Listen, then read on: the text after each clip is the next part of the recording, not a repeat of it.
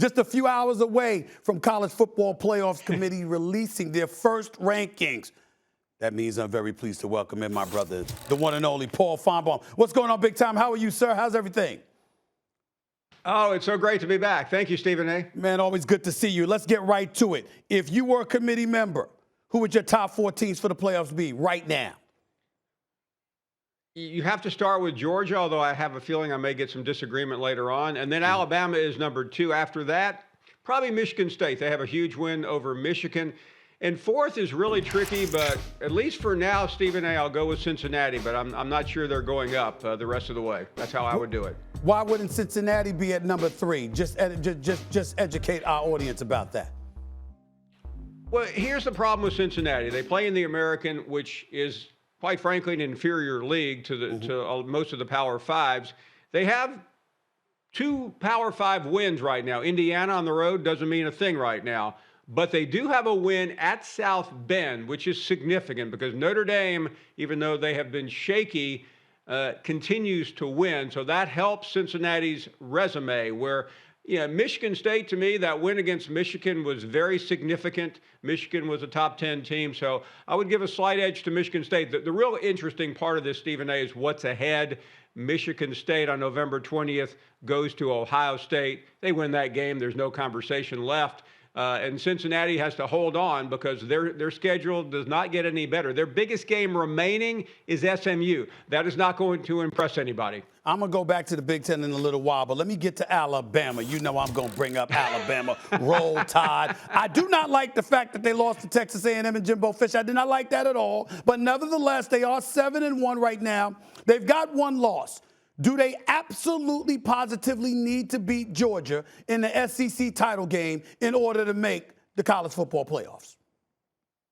Yes, Stephen A. Smith. Listen, I'm going to give you a break, okay? I know you've had a busy year. I watched with pride as you hosted Jimmy Kimmel. You killed it.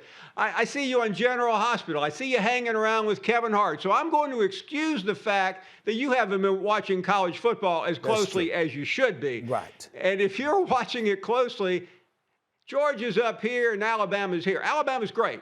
We all know that. We don't need to say Nick Saban's the coach. They have Bryce Young. But the problem is this team is not the same as last year, and you know why. Mac Jones isn't there. Najee Harris isn't there. You have a couple of receivers that are killing it in the NFL right now, and they don't have a lot of chemistry, especially on defense, Stephen A. Georgia's defense is as good as I've seen in at least 10 years, maybe ever.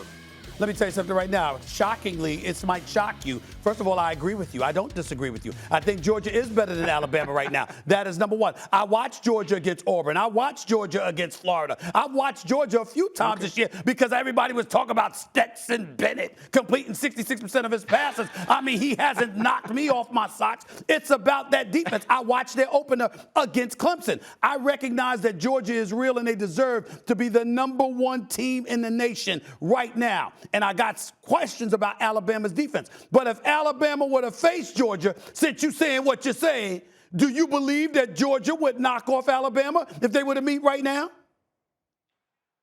Yes, I do. And Stephen, I know that bursts your bubble. And you don't have to. I don't need to show my credentials for Alabama. Everyone knows them. But I'm just trying to be realistic.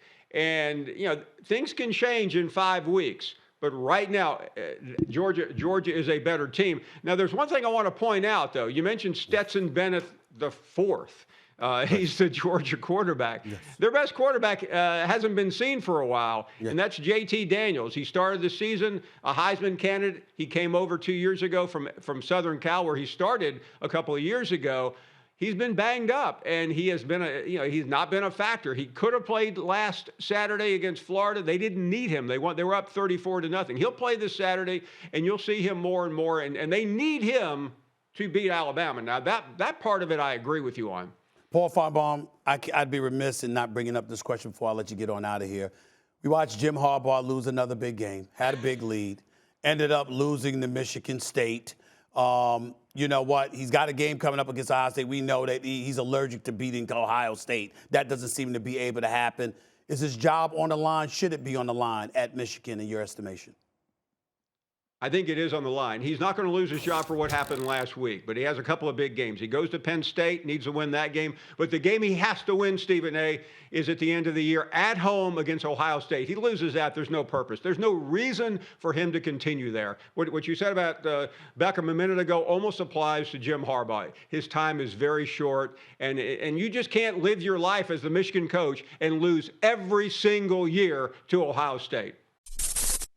Thanks for watching ESPN on YouTube. For live streaming sports and premium content, subscribe to ESPN Plus.